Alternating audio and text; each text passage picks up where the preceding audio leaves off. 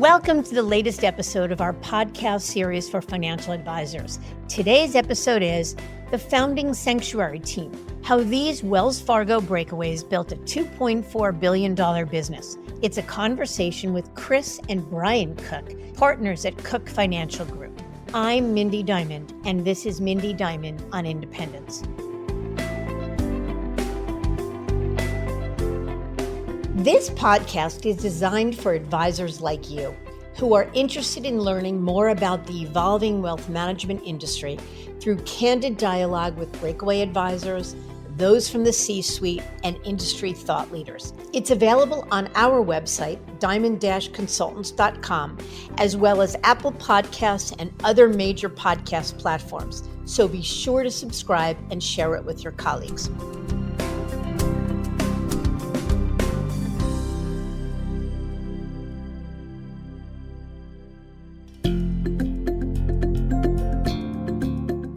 At Diamond Consultants, our mission is to help advisors live their best business life. We want every elite advisor to find exactly the right place for their business and their clients to thrive, whether it's at a wirehouse, a regional, boutique, or independent firm. As the industry's leading recruiters and consultants, we've transitioned more than $250 billion in assets under management in the past decade. And each year, 25% of transitioning advisors who manage $1 billion or more are our clients. Curious about where, why, and how advisors like you are moving? Download the latest Advisor Transition Report to learn more, including intel on recruiting deals and our insight and analysis on the latest trends in the wealth management space. You'll find it at diamond-consultants.com/transition report. Or if you'd like to talk, feel free to give us a call at 908-879-1002. 7 years ago, Chris and Brian Cooke made headlines for breaking away from Wells Fargo Advisors to join the under-the-radar Indianapolis broker-dealer Noyes Co. Certainly, it was big news for a $1.6 billion team to leave the wirehouse world, particularly back in 2016. It was John Cooke who started the business in 1969 as part of Prudential Securities, with Chris and Brian joining in 1992. Taking their father's lead, they maintained the family feel, developing strong relationships with their clients through authenticity and empathy. And in doing so, they grew to over $1.6 billion in assets under management. Yet things were changing at Prudential. In 2003, the brokerage unit sold to Wachovia, which was later sold to Wells Fargo. So, like many of their peers in the wealth management industry, the Cookes were tired of the changing of the corporate guards, and running the business and serving clients the way they wanted to became increasingly difficult. Yet as a billion-dollar team, they had other big firms knocking on their doors. But Chris and Brian knew they wanted to be entrepreneurs, have greater control, and were interested in equity in something bigger than themselves. So in 2016, the $1.6 billion team left Wells for Noyes. And in 2018, with the help of Jim Dixon, ex-Merrill Lynch leader, Noyes was relaunched as Sanctuary Wealth, with the Cooke Financial Group as founding members. And that's when the story gets really interesting. Louis Diamond talks with Chris and Brian in one of our final episodes of the 2023 season. They talk about the transition to Noyes and the birth of Sanctuary Wealth, the choice to opt for what would become supported independence instead of building a firm themselves. They talk about why they didn't consider a transition deal from another firm, how peering into the future and the anticipated changes in wealth management they saw shaped their decision to leave the wirehouse world, and the power of a family business now welcoming the third generation of Cookes. Plus, Chris and Brian talk about how they grew the business to the $2.4 billion enterprise that it is today. It's a very special episode for many reasons, one that represents the evolution of individuals and the businesses they built in a really changing wealth management landscape. and even our own business. And this series is evolving as a result of these changes, representing the growth of the industry and our steadfast goal to keep listeners informed and empowered. So stay tuned for some exciting updates along with our new calling card. But for now, there's a lot to discuss, so let's get on with the show.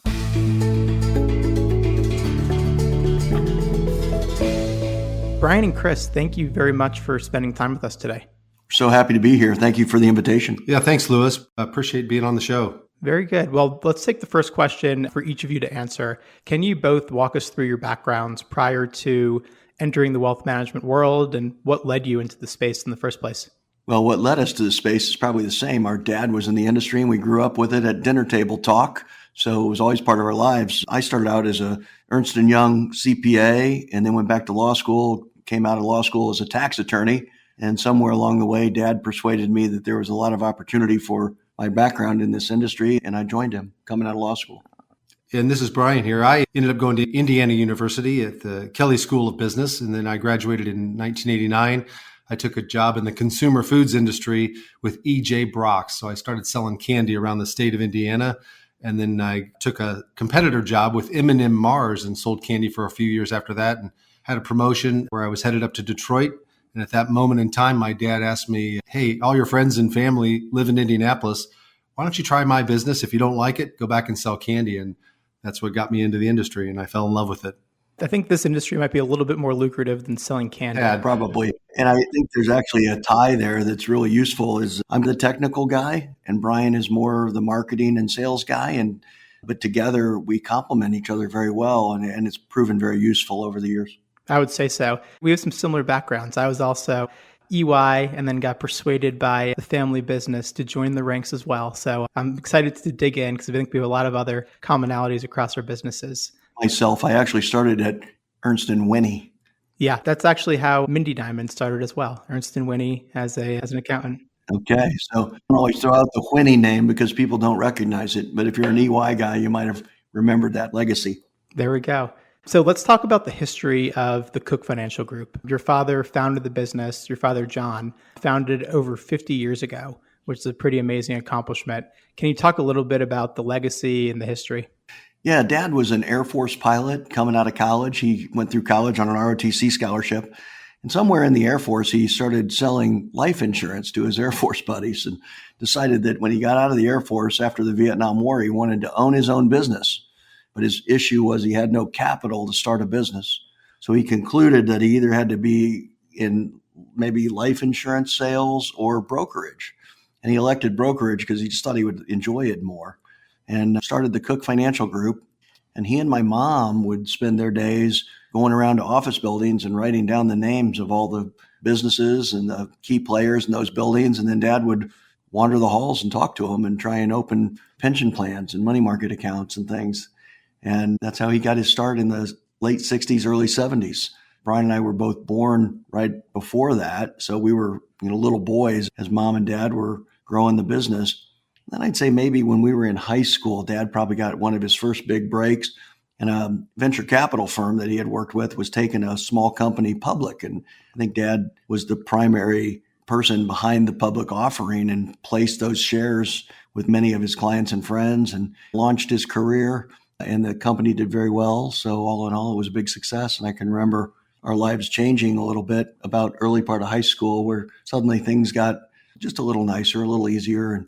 And Dad seemed a little more relaxed about his life and his job. A total family effort. I get a kick out of the fact that on weekends, my parents would, go to a 17-story high-rise and walk all the floors and figure out what businesses were located in that building. And then that was the call list for the next week or two for our father, John. So a great story, hard knocks and a lot of hard work early on, and taught Chris and I some great work ethic early. Yeah, I would say I think we have it easy today. We have lists and the internet. We don't have to go around canvassing buildings. Google makes it a lot easier. It definitely does. Did you guys remember when you both joined the business? What did the practice look like roughly then? And what platform or firm was the practice affiliated with? My dad was associated with 4 terrific women around him. One was the junior advisor and 3 were the staff. And then I joined, and that was a wonderful opportunity, and we had to figure out where I fit in. And then I started creating some of my own clients to build upon that. And Brian joined shortly thereafter, and we added another staff person. So we were always a team, and the team was a good balance of advisors and staff, but the team was always focused on customer service. I can't remember a time when we didn't have a mission to answer every phone call on the third ring or less. Yeah, matter of fact, my dad had a plaque in his office that was very prominent. It was the only thing on the wall that said, rule number 1, the customer's always right. And rule number 2 is see rule number 1. I love that. And it was more of a financial planning operation. Early on, our father realized he didn't enjoy trading stocks, so he aligned himself with some great money management firms really on the East Coast and let them run the portfolios. And he decided to start charging an advisory fee. So real early on, I think he became the pioneer of what we know as managed money today. And let's fast forward. So today, as we're recording this episode, can you talk a little bit about what the practice looks like in terms of size, how the practice spends its time, and any other metrics you want to share, just to give our listeners a little bit more of a perspective? Sure. Our hallmark, I suppose, has been that we obtain a new client, but we keep them a really long time. So we have many second, third, and even fourth generation families that we serve.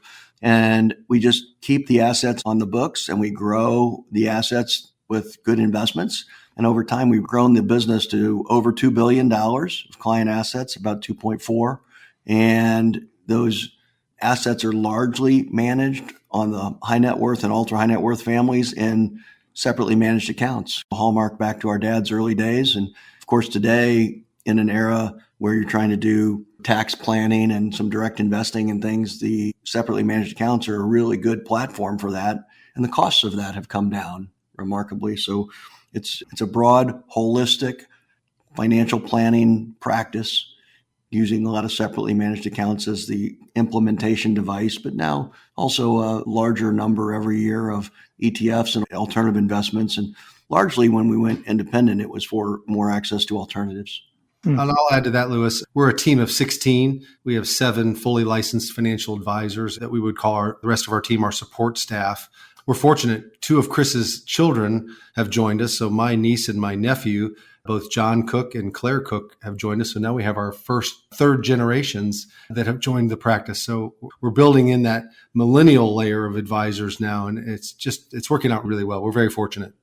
That is an amazing story. There's very few businesses in this industry that make it to the third generation. Usually there's 2, if you're lucky, and maybe it sells or there's an exit of some sort. So having 3 and having that continuity is an amazing gift. I'm sure your father is very pleased about what you guys have accomplished together.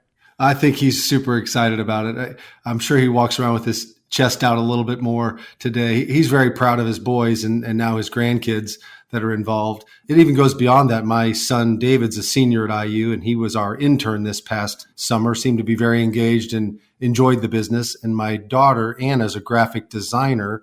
She graduated from Auburn, and she helped create our bull logo. And so she's actually involved in a different way on the creative side and helped us with some of our social media. So it's been quite the family effort. So far, it's still an experiment with the third generation, but we're really pleased with where it's headed. That's very cool. Can you talk a little bit about the breakdown of the business? I know on your website and just understanding the business a little bit, there's some institutional business. And you mentioned most of it is on the high net worth and ultra high net worth side. Can you talk a little bit about that and how the institutional side complements the private client business?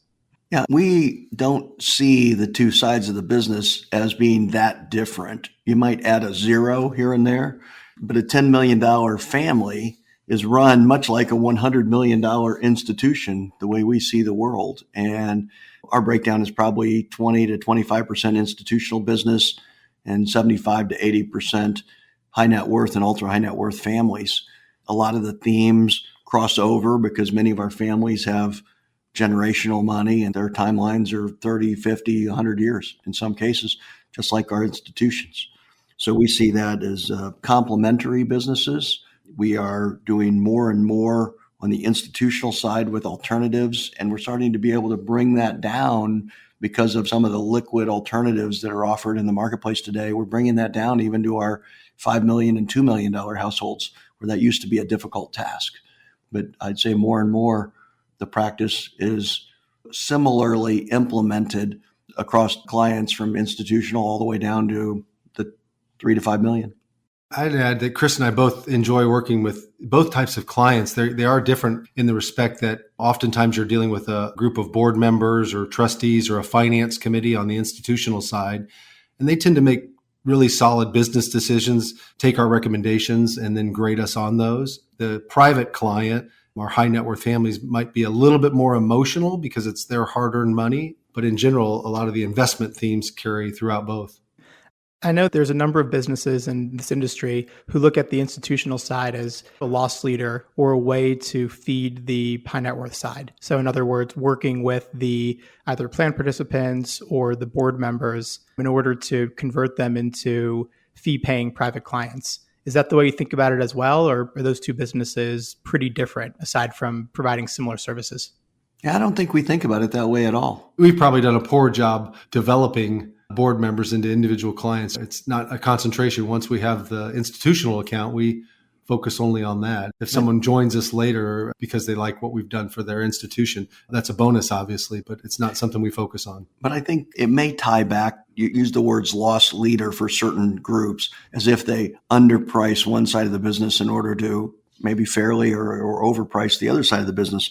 I don't think we do that. In fact, back in our days at Wells Fargo, when we were still affiliated with the wirehouse, probably a very consistent theme from the management group was that we underpriced everything. And our attitude was that we were going to be very fair to our clients. And if we served them well and the price was fair, we would have more clients. And that has really worked out over the years. So we see no need to have a part of our business with higher margins. We keep all of it as very fair, and I would call it modest margins. Maybe that's a very Midwestern way of approaching things, but we're just in the Midwest, we're pretty humble and modest people. And if you don't try and live too high of a lifestyle, you can make a very nice living with very fair pricing. And we just do that across the board. So I hope that answers the question of why we don't really see institutional as that different from high net worth retail. Absolutely. I respect that answer very much. And it leads into the next question. How did the two of you and John before grow the business so much? I mean, most advisors would kill to have a $2.4 billion practice and growing with a lot of room to run. So what was the pivot point to growing the business so much over the years? I'm going to lead with customer service and empathy. I think once we have a family who asks us to serve and invest their assets, we're very customer service oriented, again, whether it's answering phone calls immediately, getting back to everybody the same day, and of course, having really good, solid investment themes. I think we're intelligent and thoughtful in how we approach the business and very forthright in how we explain the risks and rewards to clients. And as long as we communicate well and that customer service level is high, we just don't lose clients. And so when the assets stay on the books for generations, they grow. And we've had probably better than market growth. We keep what we have. We grow it at a very fair rate. And then we add a few dollars on top of that with new clients. And we've consistently grown the business that way. And when you compound that over 50 odd years, it gets quite large.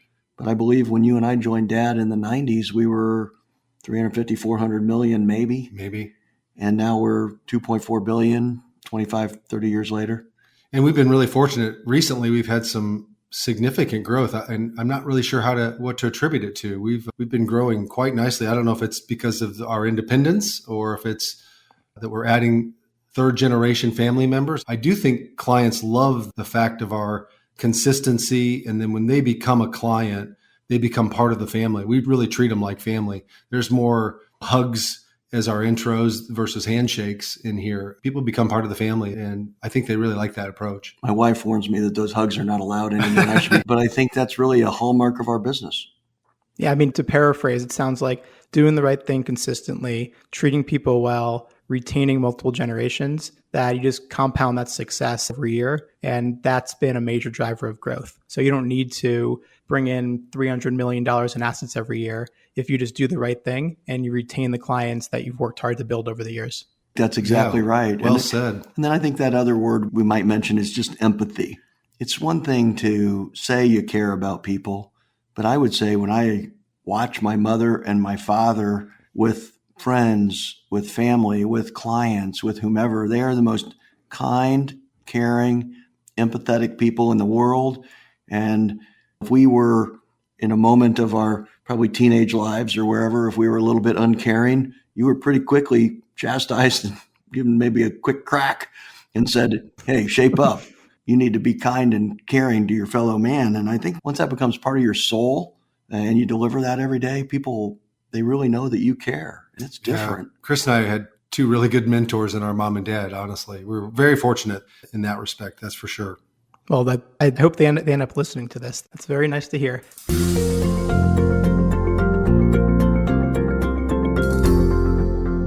Let's talk a little bit about the transition from G1 and John to the two of you now leading the firm. It sounds like John left some pretty big shoes to fill and really was an amazing role model and helped build the foundation for what today is Cooke Financial Group. How did you reconcile that change of control?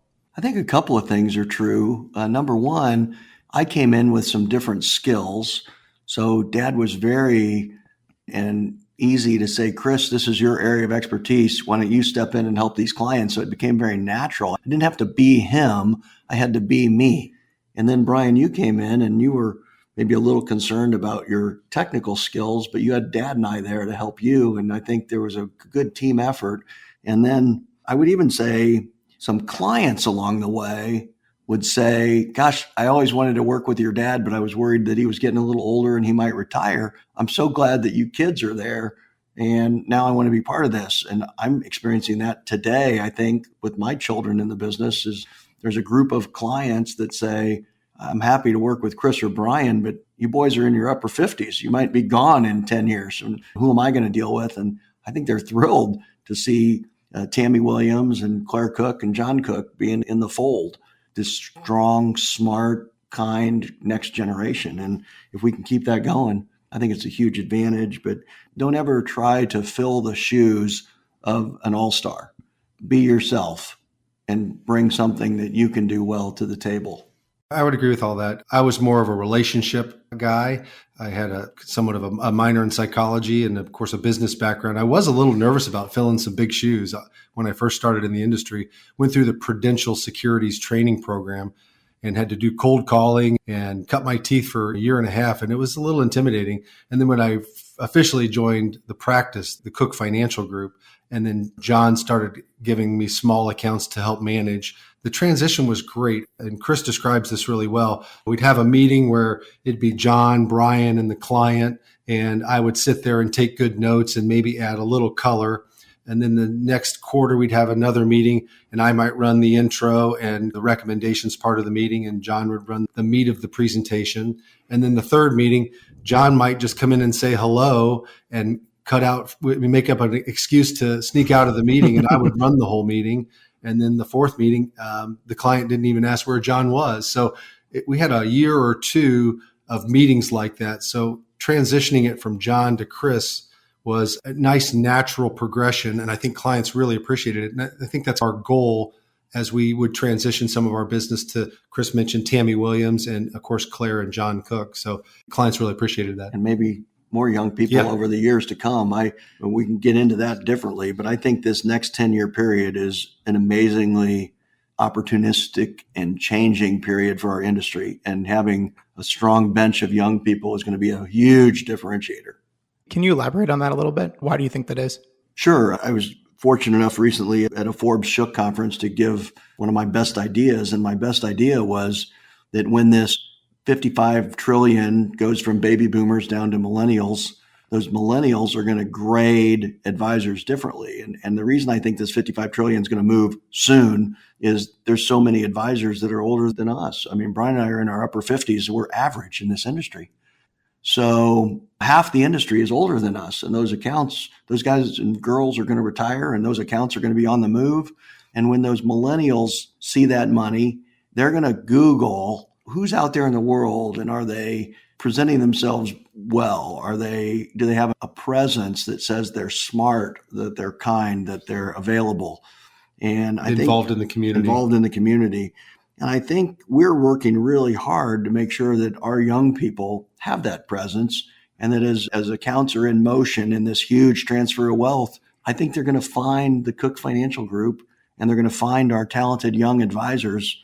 And I think that the firms that do this well for the next 10 years are going to triple or quadruple, maybe quintuple in size.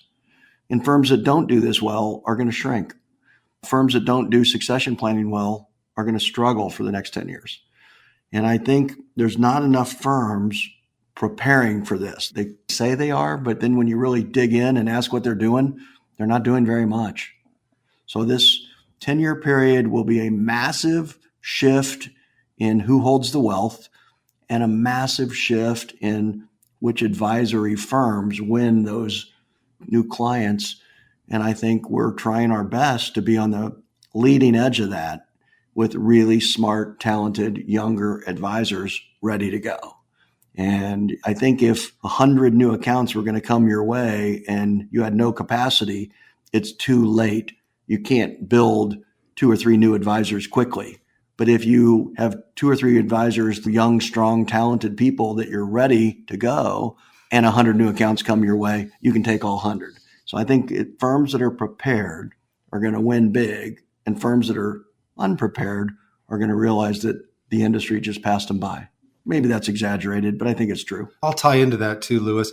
We think having a social marketing presence is very important. As a matter of fact, we've hired a specific role, director of marketing for the Cooke Financial Group. We hired a young man named Taylor Hall, and Taylor's job is to put content out there on LinkedIn, on Instagram, on Twitter for the Cooke Financial Group. We think the millennials will find us more via those methods versus just asking their neighbor who they use as their financial advisor or necessarily just trusting their parents' financial advisor. So we've worked hard at coming up with a better marketing presence, and we're doing more and more every day. That's another reason for independence, because the freedom and flexibility to do this, we were pretty hamstrung when we were in the wirehouse, and you had a lot of great ideas and they went nowhere. And now when we have a great idea, we're pretty free to explore it, test it. And when it works, we share it with our peers in our Sanctuary Wealth Network. So it's the independence has really been interesting and helpful. And not that the big wirehouses won't all figure this out. They're smart. They will figure it out too. But I think the independent channel certainly has a lead in this very important marketing race for the next 10 years.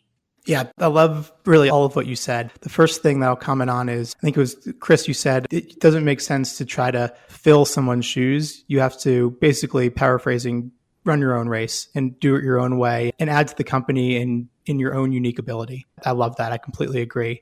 And then I would also add to what you're saying about the transfer of wealth and millennial or younger advisors. I think the other part is folks probably prefer to work with people that look like them and that are in a similar age demographic. So aside from checking people out, seeing how involved they are in the community, checking out their credentials, et cetera, they also probably have a preference for working with people that are their peers. So I'm with you all the way about building the bench, investing now so you can be prepared to take on a much larger share of the market later.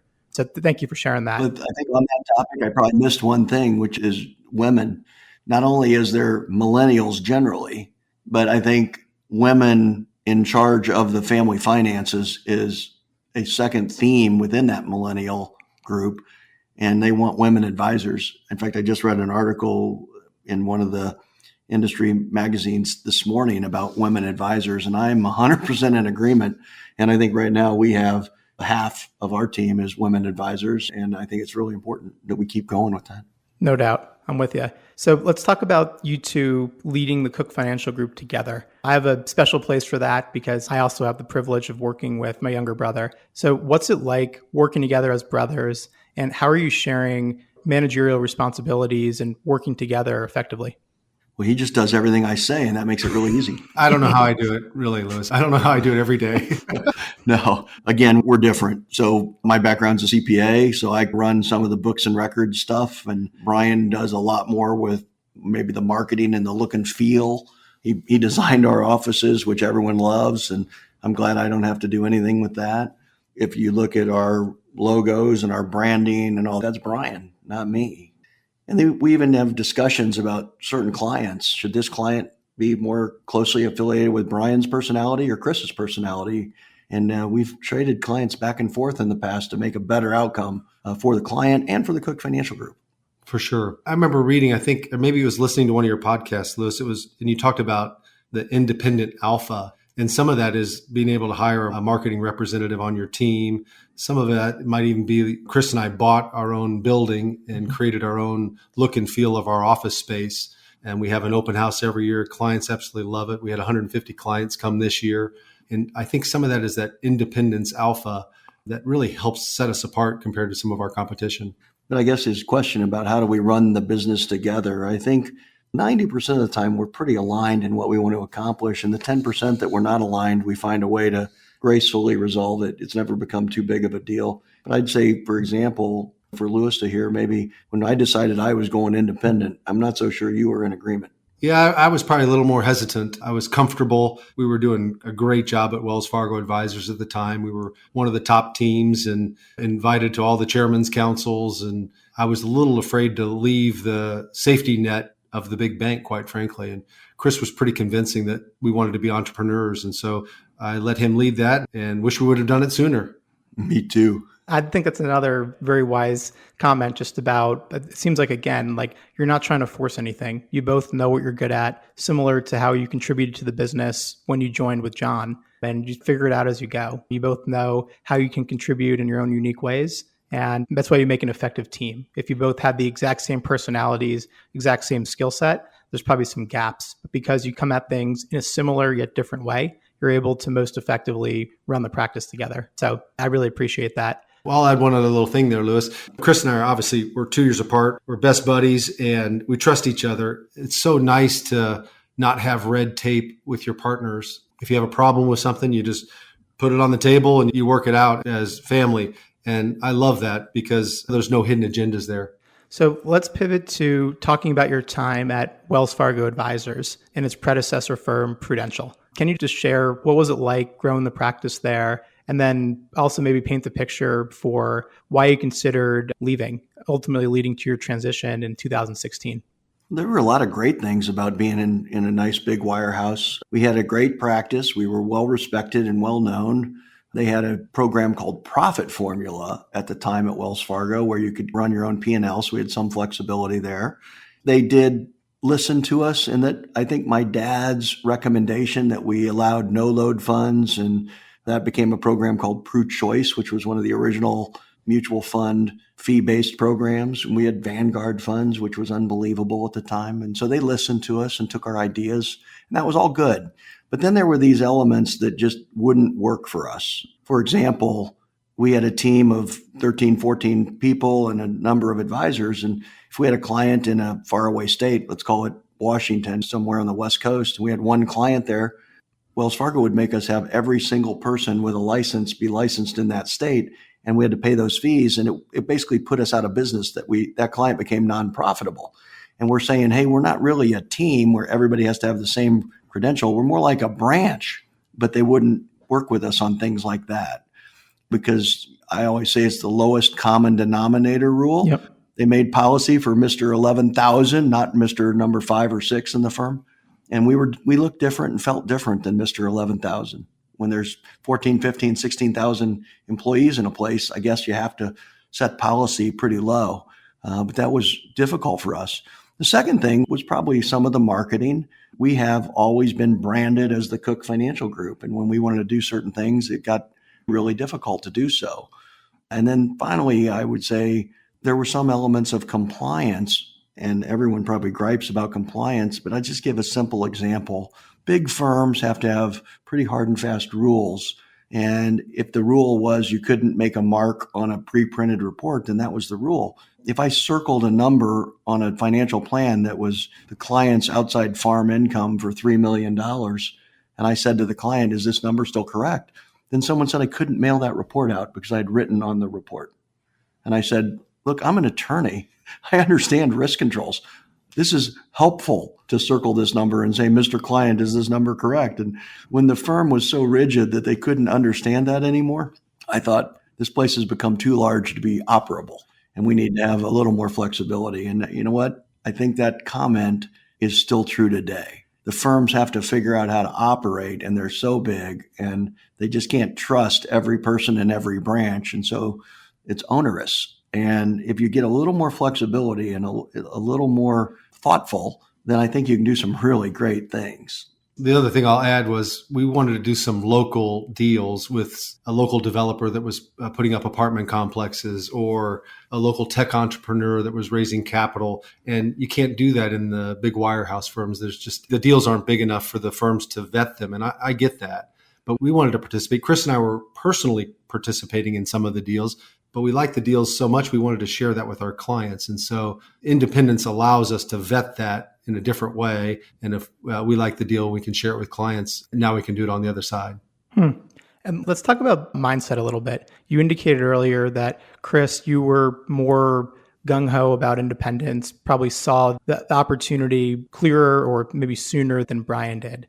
And we all know that a transition is a major business and life decision. So I'm curious just to hear about your mindset and thinking. So how do you anticipated such a big move, and what were you thinking about the impact on the business? Maybe you can both just share your perspective on this, probably at the time, crazy idea of breaking off from a major firm like Wells and going independent.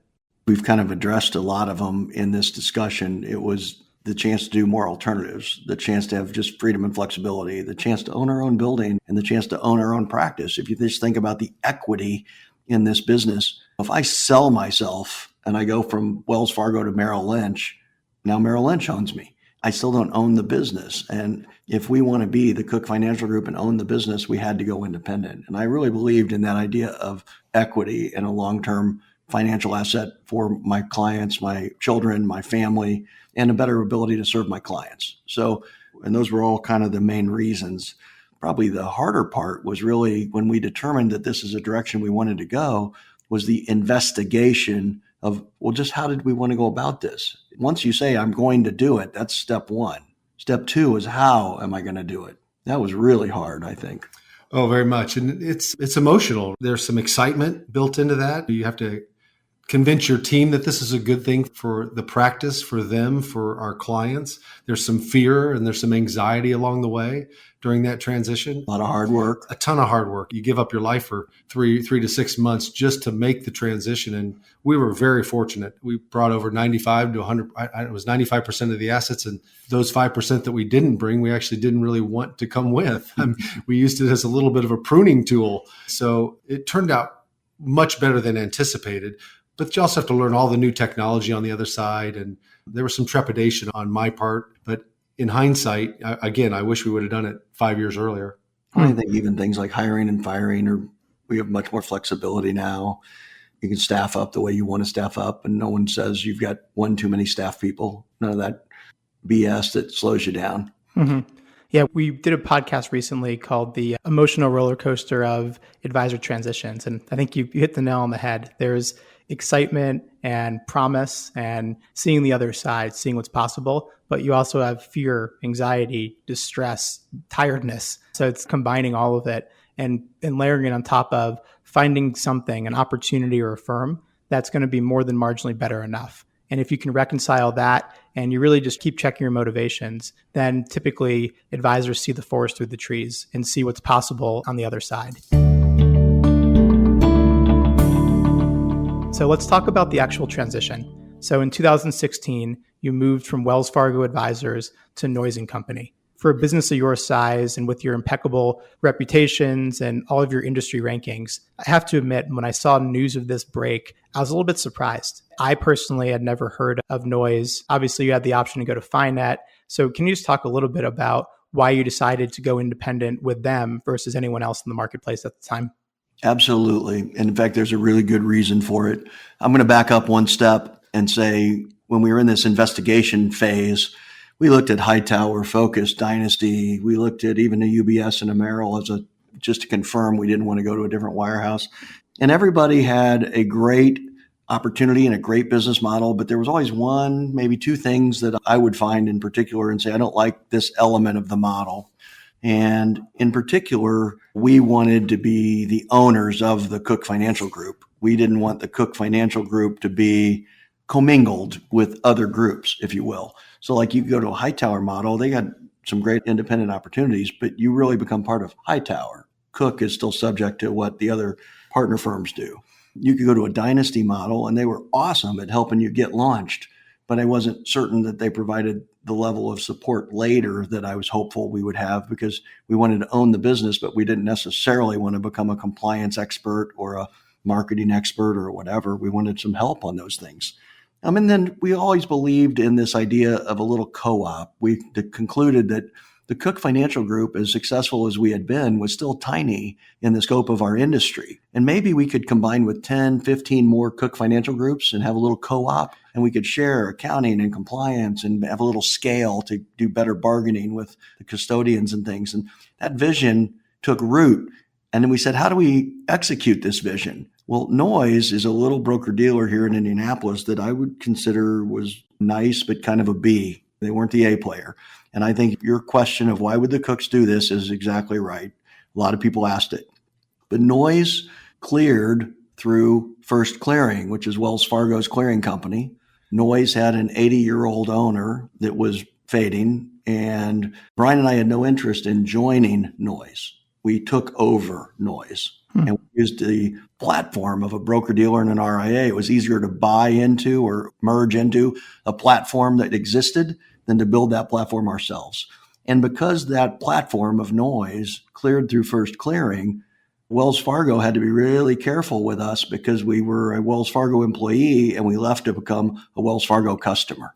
That's a great reason to do it. And it's such an interesting perspective. Instead of taking the time to build the firm literally from scratch, even if you contracted with a Dynasty or a Focus, you're still building a lot of the infrastructure. But instead, getting something that was existing, they had all the agreements, they had employees, and you had an opportunity to take the business to the next level. And you absolutely did that. In 2018, Noyes & Company merged with then brand new nascent firm, Sanctuary Wealth Partners, as called at the time, led by Jim Dixon, who was an Indianapolis guy. I'm going to back you up right there, Lewis. Yep. You're missing a key point. There was no merger. Sanctuary Wealth didn't exist. Noyes, with Chris and Brian Cooke as key leaders within Noyes, and Chris and Brian Cooke with this vision of how we were going to change Noyes, we hired Jim Dixon. We hired Mike Longley. We started Sanctuary Wealth. So Sanctuary wasn't in existence and started by Jim. We hired Jim and gave Jim our 5, 6, 7 goals and empowered him to go after those goals. And we also provided the capital to make those goals possible.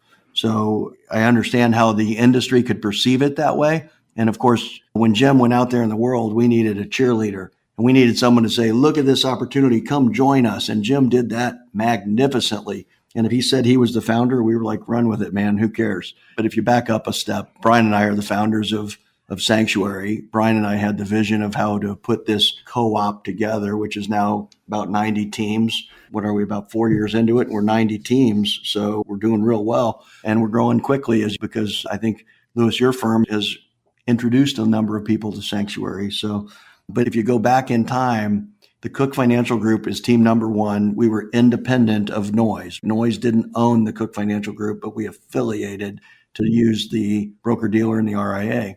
We decided to grow it into what's now Sanctuary.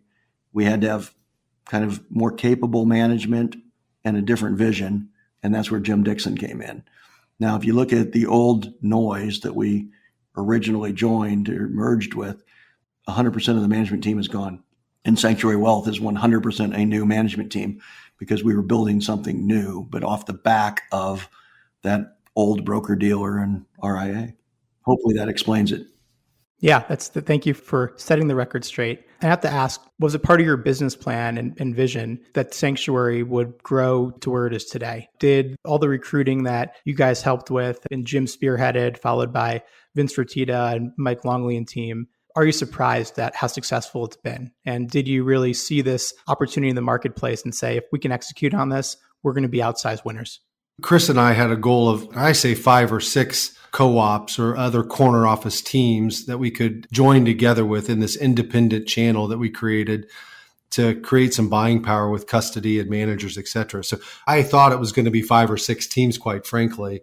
We hired Jim and said, Jim, go out and find these great corner office teams. And the next thing, 3 years later, it grew so fast. It was like, Chris and I were honestly very surprised. We were shocked how many people wanted independence, and they wanted independence light, basically. They wanted the infrastructure already built, which was the Sanctuary platform, a service provider. And so having 80 plus partner firms today in 28 states, and We're close to 30 billion of assets under management. I think was much bigger goal than Chris and I thought it would ever be. So it grew fast. And now we have a whole new operator in place in Adam Malamed, and we're really pleased with his vision. So we'll see where this next reiteration takes us.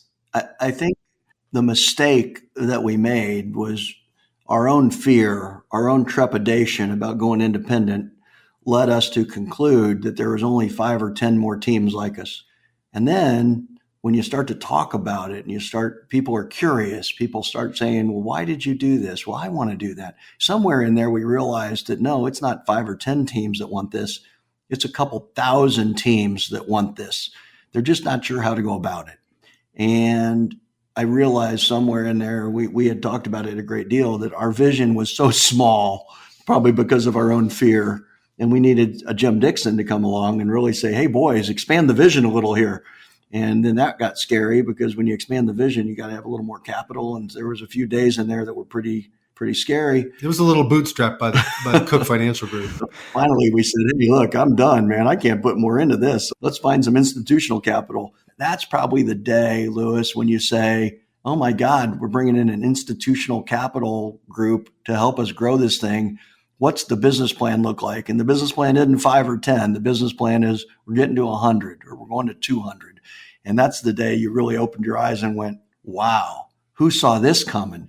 And it's real and it's possible. And oh yeah, by the way, it's pretty successful.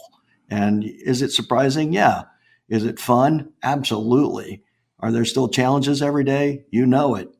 But the ride has been probably one of the highlights of my career. I've learned so much. I've had so much fun. And that doesn't mean all the sleepless nights were fun. Some of those weren't so fun. But it's been amazing. And not that we wouldn't have been amazingly comfortable and happy if we'd have stayed with a wirehouse forever, but we'd have never had this ride. No way. It's been a lot of fun. I remember when Jim approached me initially with the sanctuary value proposition or business plan, or maybe even pitch. I don't even know if it was a plan. And I remember thinking, this actually solves for something that's missing. Advisors who are at a wirehouse, many wanted to be independent, but what stops them is they have unvested deferred compensation balances. They aren't interested in really going through the hard work of starting an RIA, and they want peers to be around. So I think you're exactly right that there were and are a couple thousand, maybe more advisors that want what you're part of, but what they needed was an enablement platform to get there. So I think it was solving for those pain points that ultimately made the difference. There's tons of versions of supported independence. It's only growing, but being empathetic to what advisors want and need, probably from your own experiences and Jim's experience being in the trenches all those years at Merrill, I think you built it with the right components that differentiated and became a catalyst in and of itself to where independence is today. So I think the whole industry owes you guys and everyone at Sanctuary gratitude, because you've shown folks that it's possible and you've taken away a lot of the obstacles that people put in front of themselves for going independent. Well, that praise is really kind, Louis, and we'll take it, and we're enjoying it. But let's face it, we did this because we thought it was the best thing for us. It was a little selfish, but we created a model that wasn't Hightower, wasn't Dynasty, wasn't Focus, wasn't whatever, and it was the one we wanted. And we didn't know it would be so helpful and change the industry. We just knew we needed this.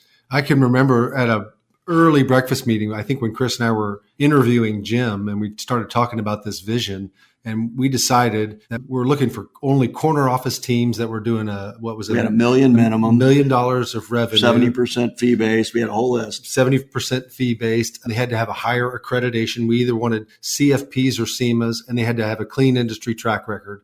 And we wanted no jerks as partners. It was with a no jerk rule. We said it differently. We said it differently than that. There's actually a book you can Google. And that was our vision, to find these 5 or 6 partner firms. And the next thing, it's now 80, and it's annual conferences called Oasis. And it's been fun learning from other teams across the country. I also think that the tagline, partnered independence, it's more important than all of us want to be independent. We want to own the Cooke Financial Group, but we want to have some partners. We want partners who help us with custody arrangements, with managers, with compliance, with marketing, with accounting, with just ideas, right? There's great corner office teams. They have great ideas. Share them. So partnered independence has become the model, as opposed to we're all shareholders of a firm which is different than being partners. If we're all shareholders, we're not independent teams. We're all part of one big team. But if we're all independent teams, then we are partnering together. Partnered independence. It's a big deal.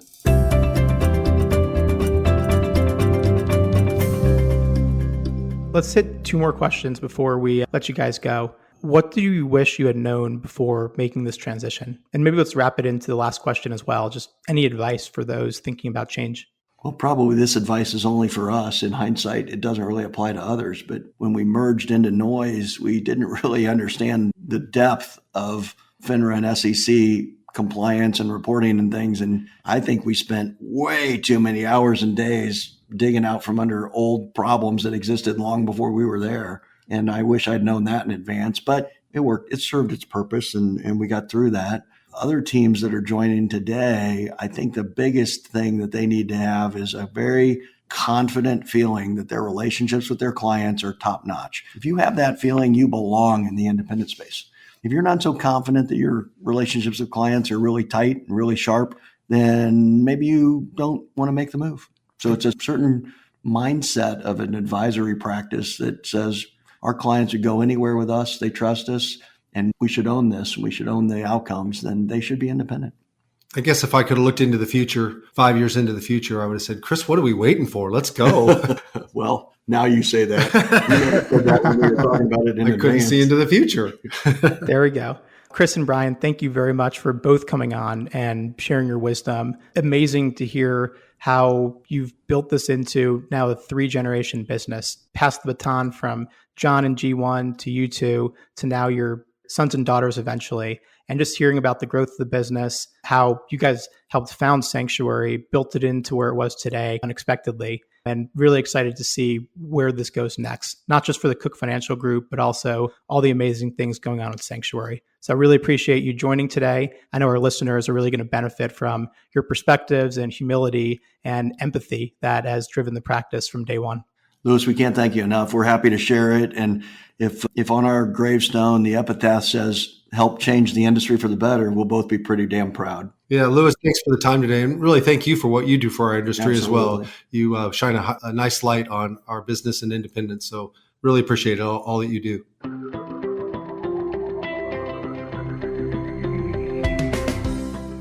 Curious about where, why, and how advisors like you are moving?